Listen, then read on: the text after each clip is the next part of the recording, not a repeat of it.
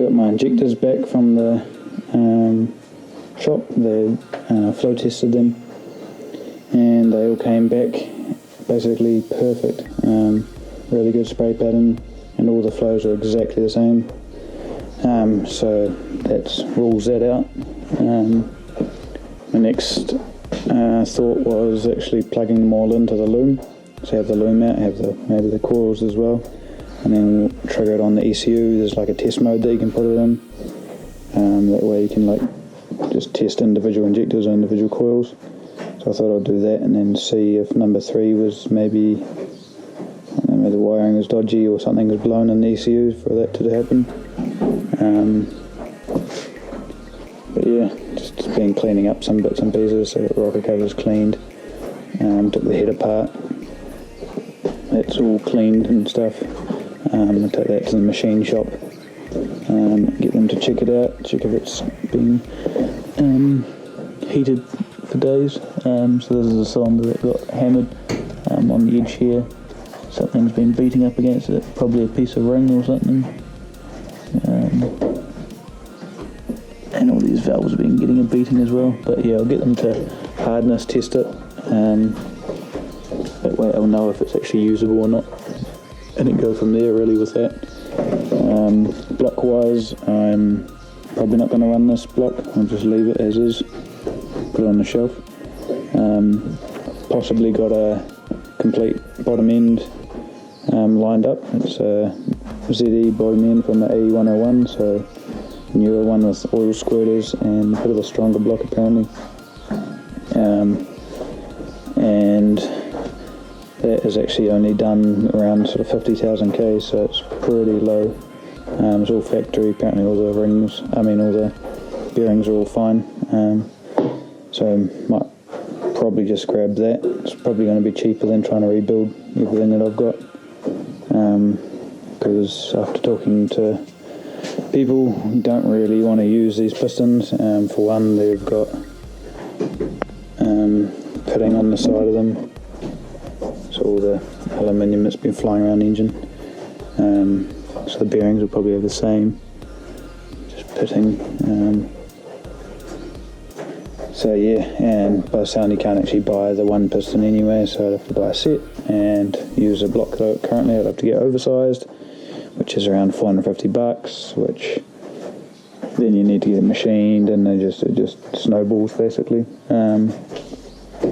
So yeah, my idea is get this bottom end, if this bottom end's good, slap everything back together, get that head sorted.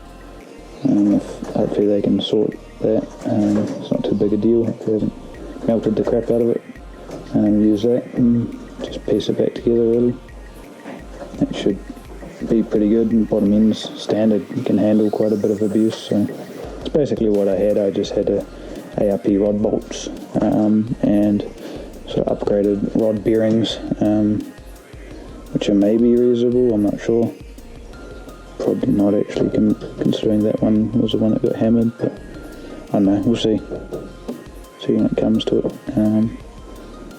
But yeah, that's what's currently happening.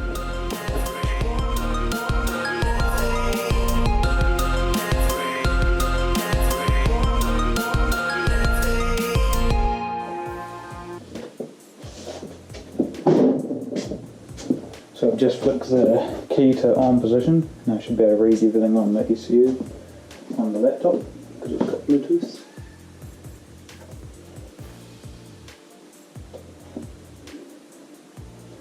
And what I've done is I've put the injector rail on, hooked them up, and then put number 3 coil back in with a spark plug, just to see if I can trigger that.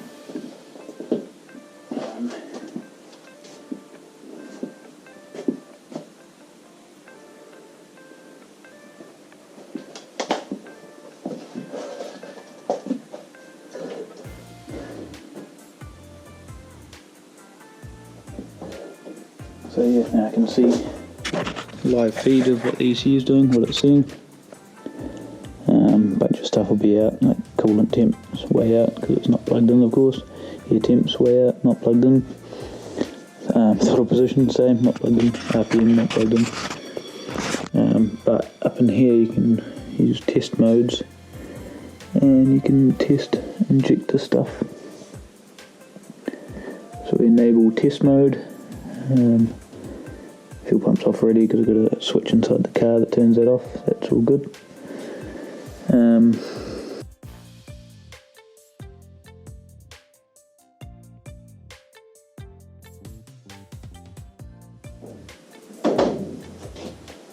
So this is pretty cool. So set mode to on, set it to 1, coil output to test coil B. They're in what are they, batch fire, so 1 and 4 and 2 and 3 I believe. But yeah, basically now I can set that to start, and you can set pulse anyway. So I might just grab another coil. See that both channels are good.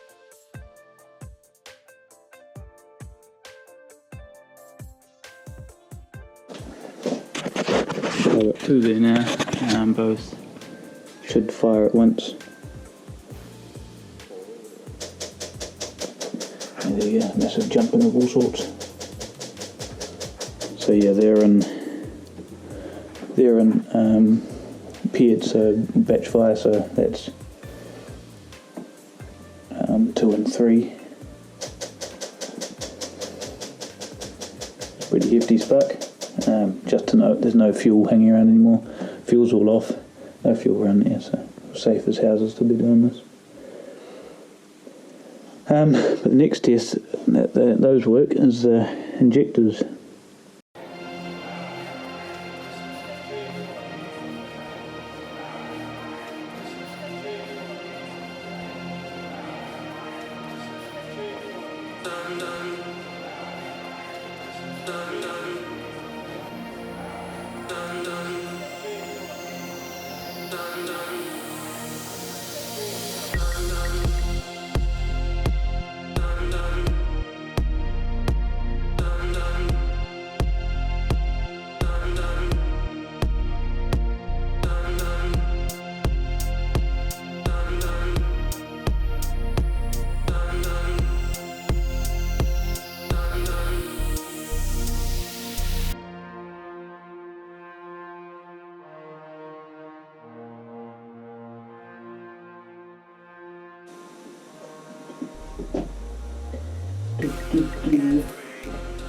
Turns out you need the resistor pack plugged in, eh?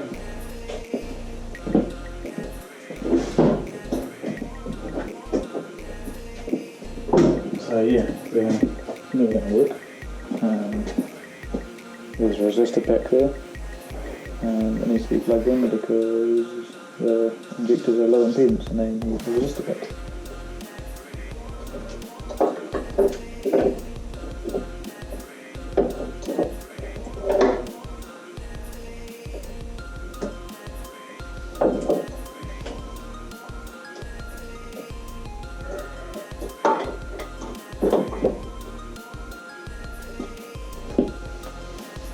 Now, it should now work.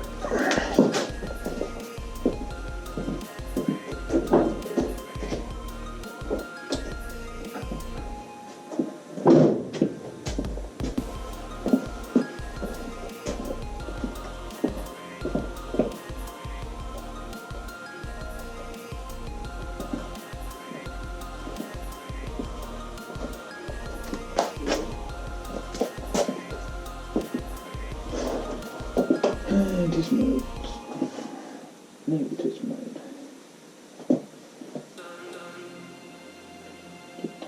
One, two, one.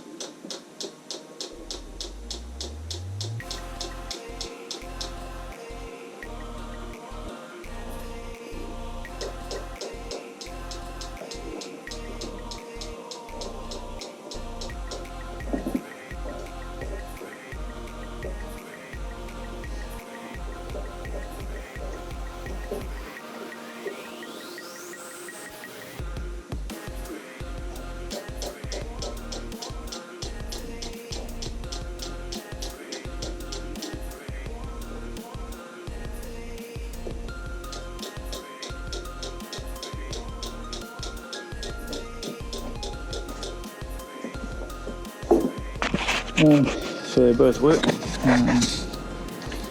Select between the two, these two pairs here.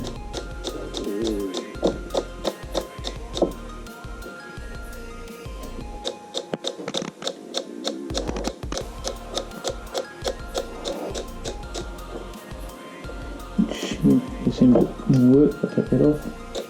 Keep bumping away.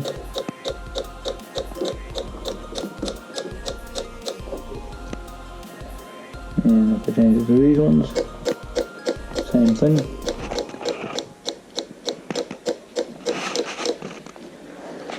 So yeah, that's number 3. That was the one that had the issue, which works. So yeah, possibly the way it was wired up. Just thinking now, it's actually, these are the two pairs, which I'm thinking if it's batch fire like what the coils are like, it actually needs to be 2 and 3 and 1 and 4. So maybe all along I've actually had it wired wrong. But yeah, I need to Google that and just check, because that would explain it if I had them wrong.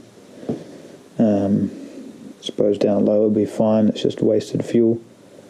But then when it starts working up top, it will start landing out, I suppose, because the actual injection is at the wrong time. But yeah, I would have thought it would run worse if it was like that, which it actually ran quite well. So I'll Google that and see. But apart from that, that's all the testing that I can do from there, and everything just seems fine. So yeah, back to the drawing board really. Yeah, but hopefully this weekend I'll pick up that engine. Hopefully Friday drop that head off. But yeah, we'll keep you posted. Thanks all for all the comments and stuff. It's always good to see what other people think. Good to see that everyone's pretty normal about it as well. No hard out comments. Again, it wasn't the dyno's fault. I did know that they hadn't run up any petrol cars before. So it was a bit on me, I suppose. But really, on that load, that was the first pull on that sort of load. I'd done pulls before that on lower boost, but it shouldn't have sort of hand grenaded like that, at least.